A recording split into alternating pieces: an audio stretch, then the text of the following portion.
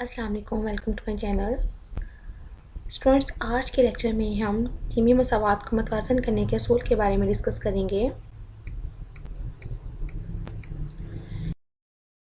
کیمیائی مساوات کو متوازن کرنے کے مختلف اصول ہیں۔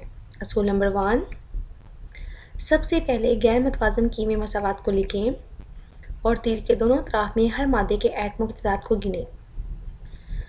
مثال کے طور پر نائٹروجن N2 کمبائن کر رہا ہے ہائیڈروجن H2 کے ساتھ اور دیز آر دا ریئیکٹنٹس، اور اس طریقے سے امونیا گیس کی جو ہے فارمیشن کر رہا ہے۔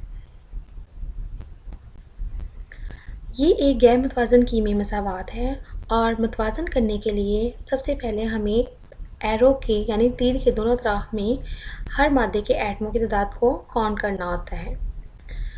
آپ دیکھ سکتے ہیں کہ ریئیکٹنٹ سائڈ پر نائٹروجن کے 2 ایٹمز موجود ہیں جبکہ پروڈکٹ سائڈ پر نائٹروجن کا 1 ایٹم موجود ہے۔ اس طریقے سے نائٹروجن ایک غیر متوازن ہے۔ دوسری سائڈ پہ اگر ہم دیکھیں تو ہائیڈروجن کے 2 ایٹمز ریئیکٹنٹ سائڈ پر موجود ہیں اور ہائیڈروجن کے 3 ایٹمز پروڈکٹ سائڈ پر موجود ہیں، اور اس طریقے سے ہائیڈروجن H یعنی یہ بھی غیر متوازن ہے۔ اس طریقے سے یہ مساوات مکمل طور پر ایک غیر متوازن کیمیائی مساوات کی مثال ہے۔ اصول نمبر 2، ایک وقت میں ایک مادے کے ساتھ کام کریں۔ اصول نمبر 3، مساوات کے دونوں طرف میں مناسب عدد یعنی 2، 3، 4، 5 وغیرہ کے ساتھ فارمولے کی علامت کو ضرب دیں۔ جہاں کسی مادے کے ایٹموں کی تعداد کم ہو وہاں مساوات کے دونوں اطراف میں اس مادے کو متوازن کرنے کی کوشش کریں۔ نسبتاً چھوٹے نمبروں کے ساتھ ضرب دینا شروع کریں۔ مثال کے طور پر یہ ہمیں ایکویشن دکھائی دے رہی ہے جس میں نائٹروجن N2 ہائیڈروجن کے ساتھ کمبائن کر رہا ہے اور دیز آر دا ریئیکٹنٹس، اور اس طریقے سے NH3 امونیا گیس کی فارمیشن کر رہے ہیں۔ سب سے پہلے ہم ایک جو ہے سبسٹانس کو لیں گے، ایک مادے کو لیں گے۔ فار ایگزامپل ہم نائٹروجن کو ہی لے لیتے ہیں۔ نائٹروجن کو بیلنس کرنے کے لیے ہمیں ایک مناسب عدد کی ضرورت ہے۔ جیسے کہ آپ کو ریئیکٹنٹ سائڈ پر دکھائی دے رہا ہے کہ نائٹروجن کے 2 ایٹمز موجود ہیں، جبکہ پروڈکٹ سائڈ پر جب ہم نے 2 ایڈ نہیں کیا تھا تو اس میں نائٹروجن کا 1 ایٹم موجود تھا۔ تو ہمیں ایک ایسی عدد کی ضرورت ہے کہ ہم اس کو بیلنس کرنے کے لیے نائٹروجن کی پروڈکٹ اور ریئیکٹنٹ سائڈ پر دونوں کی کوانٹٹی ایکول ہو جائے۔ تو ہم جو ہے وہ پروڈکٹ سائڈ کے میں اگر نائٹروجن کے آگے 2 کوفیشنٹ کو ایڈ کر دیں تو یہ بیلنس ہو جاتی ہے، یعنی اگر ہم نائٹروجن امونیا کے آگے اگر 2 ایڈ کر دیا جائے تو اس فارم میں نائٹروجن کے بھی 2 مالیکیولز ایٹمز ہو جاتے ہیں اور پروڈکٹ سائڈ پر بھی نائٹروجن کے 2 ایٹمز موجود ہو جاتے ہیں، اور اس طریقے سے دونوں جو ہے نائٹروجن جو ہے وہ پروڈکٹ اور ریئیکٹنٹ سائڈ پر ایکول ہیں، تو یہ نائٹروجن جو ہے وہ بیلنس میں نہیں متوازن ہو جاتی ہے۔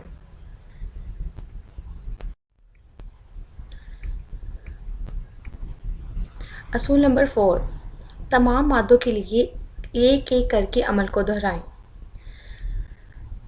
اصول نمبر 3 میں ہم نے اس مساوات کو بیلنس کرنے کے لیے متوازن کرنے کے لیے ہم نے نائٹروجن کو سب سے پہلے بیلنس کرنا شروع کیا تھا، متوازن کرنا شروع کیا تھا۔ اب اس نیکسٹ اسٹیپ میں ہم نیکسٹ ایٹم کو لیں گے تاکہ مساوات کو متوازن کیا جا سکے۔ اب ہم ہائیڈروجن ایٹم کی باری لے لیتے ہیں۔ ہائیڈروجن میں ہم کیا کریں گے کہ نائٹروجن کے دونوں سائڈز پہ ایٹمز بیلنس ہو گئے ہیں، متوازن ہو گئے ہیں۔ اب ہمیں ہائیڈروجن کو بیلنس کرنے یعنی متوازن کرنے کی ضرورت ہے، تو ہائیڈروجن کے مالیکیول ریئیکٹنٹ سائڈ پر ہائیڈروجن کے مالیکیول H2 تھے اور پروڈکٹ سائڈ پر ہائیڈروجن کے ایٹم جو ہیں وہ 3 تھے۔ تو ہمیں ایک ایسی عدد کی ضرورت ہے کہ دونوں سائڈ کے اوپر ان کی کوانٹٹی ایکول ہو جائے۔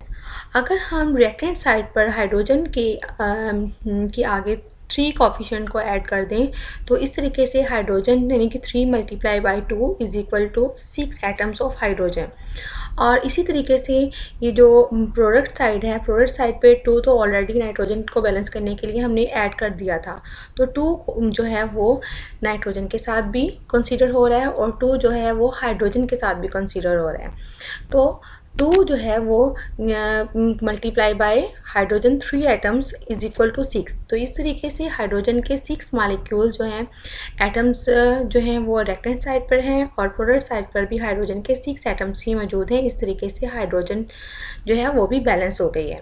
اس طریقے سے پہلے فرسٹ اسٹیپ میں ہم نے نائٹروجن کو بیلنس کیا اور سیکنڈ اسٹیپ میں ہم نے ہائیڈروجن کو بیلنس کیا. اس طریقے سے نائٹروجن جو ہے وہ بھی ریکٹینٹ and product side per equal ہے اور جو ہائیڈروجن ہے وہ بھی ریکٹینٹ and product side per equal یعنی متوازن ہے. اس طریقے سے یہ ایک مکمل متوازن کیمیائی مساوات ہے. اصول نمبر 5. آخر میں ڈائی ایٹمز مالیکیول جیسے N2, H2, O2, Cl2 وغیرہ کو متوازن کریں. Thank you so much for watching. Subscribe my channel. اللہ حافظ.